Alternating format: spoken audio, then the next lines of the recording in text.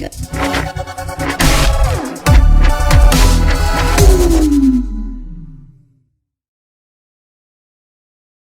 Hey everybody, it's Benny1 and I'm back at you with another episode review, and it's the season finale of Loki, everybody. I am in a different location. I haven't made a video in this spot since, probably the end of December, the beginning of January.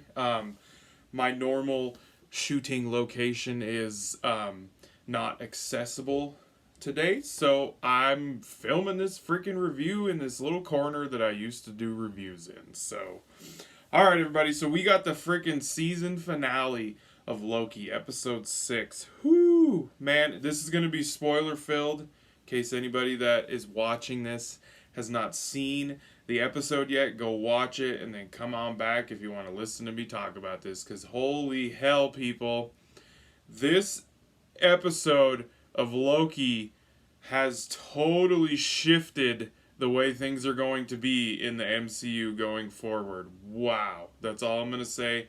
Wow. We'll dive into it more.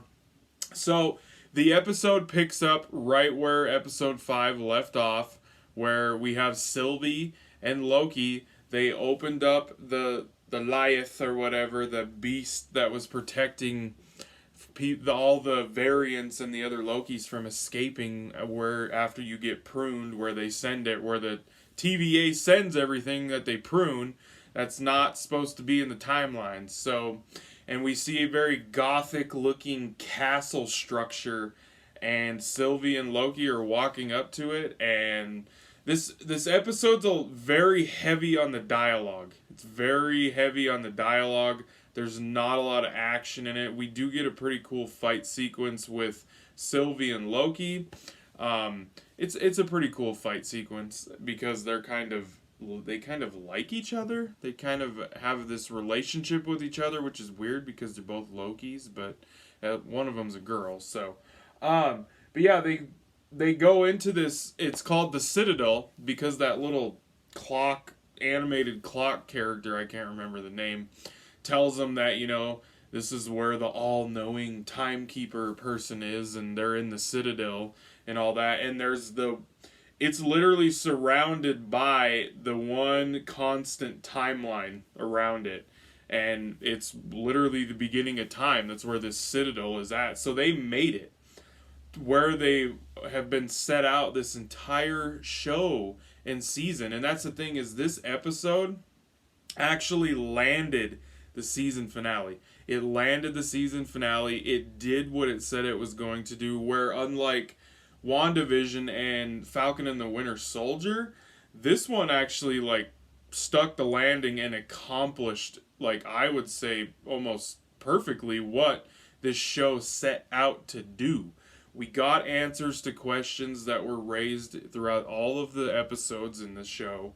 And we got to see Loki and Sylvie, even though they have different things driving them to try and figure out who's behind the TVA and who is the timekeeper. But they come together and they're going after this, and we get to see them accomplish it. Even though their views are different, because the character that is going to turn into who is the all-knowing timekeeper, when they first introduced him, I was like, oh my god, it's the one guy from Lovecraft, Majors, I think is his last name, but he's from the Lovecraft TV show, and man, I gotta tell you, he chews up the scenery. When he is on screen with Loki and Sylvie, he stills the episode for sure, especially because he's in the last 30 minutes, and man, holy crap. And we got to see an early iteration and different version of who he actually is going to become, because he's going to play Kang, everybody. They introduced Kang, and by the end of the episode where Loki is at the TVA, and Mobius, and I can't remember what's her name, the one chick that Sylvie helped realize that the TVA they kidnapped all of them and everything. There's a statue of Kang in the TVA, so shit has changed already just from when Loki when Sylvie sent Loki back to the TVA before she killed the Timekeeper, who is Kang, because his conversation with Loki and Sylvie he was playing them, man. He was like telling them truths, and then he was lying to him, gave him a little bit more truth, and then he lied to him again. He like manipulated them to almost get into a fight with each other, because I think he knew that Sylvie was going to kill him, because he said, I know everything. I've seen everything. I've seen you guys. I knew you were going to come here. Like, so I think he manipulated that whole conversation with the three of them so that Sylvie would kill him, because he told them that you have two choices. You can either take over the TVA, you two can run it and keep time in check, or you can kill me.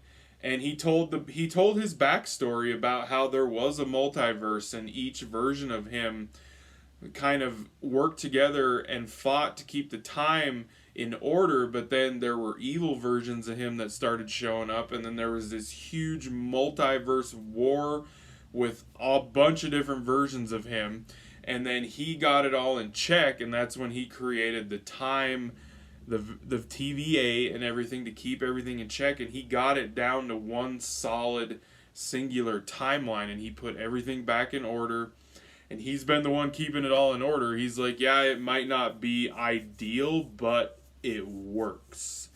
And he told them, if you kill me, you are going to cause another multiversal war, everybody. And holy shit, Sylvie kills him. She freaking kills him. And that freaking time loop that's around this citadel starts branching off everywhere, anywhere and everywhere. And even in the TVA, Mobius is even saying, just in this one little quadrant, there's 67 different timelines already, because they're watching it just splinter and spider everywhere. And whoo, the effects of this shit, this is what Phase 4 is all about, everybody in the MCU. These TV shows, I gotta tell you, if you think that you don't need to watch the WandaVision, Falcon and the Winter Soldier, and especially Loki now, if you are into Marvel, you're into the MCU, and you don't think you need to watch these TV shows, you're going to be lost when Spider-Man No Way Home comes out, and Doctor Strange 2, The Multiverse of Madness, Ant-Man 3. You are going to be lost if you don't watch these shows. So you probably should go back and watch these shows, because this one set up how the movies are going to go and what's going to be going on in the MCU with the movies. And it starts off with Spider-Man No Way Home in December, and then we get Doctor Strange 2, and then Ant-Man 3. Like, it's all going to be about this event that occurred. It's funny because it's like a small scale, like, because of the TV show with Loki, and like this episode and the show was very dialogue heavy, but the ramifications and the events of what happened in the season finale of Loki are going to affect the MCU over the next 2 years with movies.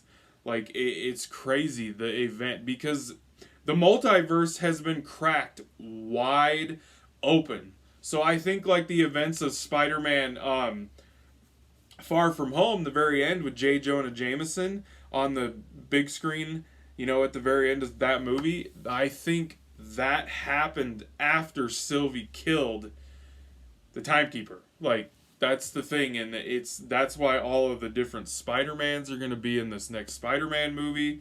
Doctor Strange is going to be involved heavily. There's been shit leaked online of Spider-Man's new suit. It's black and gold and got some Doctor Strange shit going on. Like, this show sets up the Phase 4 movies, completely sets them up for what they're going to tell a story with. And Kang is going to be the big baddie of, I don't know if it's going to be the next couple phases, kind of like Thanos or what, but he's most definitely going to be the bad guy going forward in the next couple years with the movies that they're putting out, everybody. So, whew, great TV show, people. Great TV show. I really enjoyed Loki. It's also getting a season 2. The end credit scene showed it showed Loki's name and everything, and then it got stamped and it said Loki will return for season 2. So we're getting another season of Loki. So It's the only one that I think they've actually literally confirmed that they're going to do a second season of, because I don't think we're getting a season 2 of WandaVision, which makes sense with the way that show played out. And then Falcon and the Winter Soldier, I don't think they've totally decided yet if they're going to make a movie or continue on as a TV show. I hope they make a movie, because I think that would benefit more from being a movie. So, but Loki, great freaking TV show. It's awesome seeing Tom Hiddleston play this character. And God, he's kind of like a hero now, honestly. This show kind of turned him into a hero. But I'm excited. I'm excited for where the MCU's going. I love the multiverse shit in DC, in the comic books, the cartoons, everything. So I'm super pumped that Marvel's going this route. I'm really excited. I love the different iterations and versions of different characters from different Earths. I love that shit. So, but as far as Loki season 1 goes, I really enjoyed it. I felt like there was only like one episode that kind of was a letdown. So I'm going to give the first season of Loki, I'm going to give it a 9 out of 10. I actually found it very entertaining, very enjoyable to see Loki back in action, and the ramifications and the events and the setup for the MCU going forward. Whoo, people. Whoo. All right, everybody. I hope you guys enjoyed this review and the series review for Loki. Thanks for watching, and I'll be catching you on the tube later because I have spoken.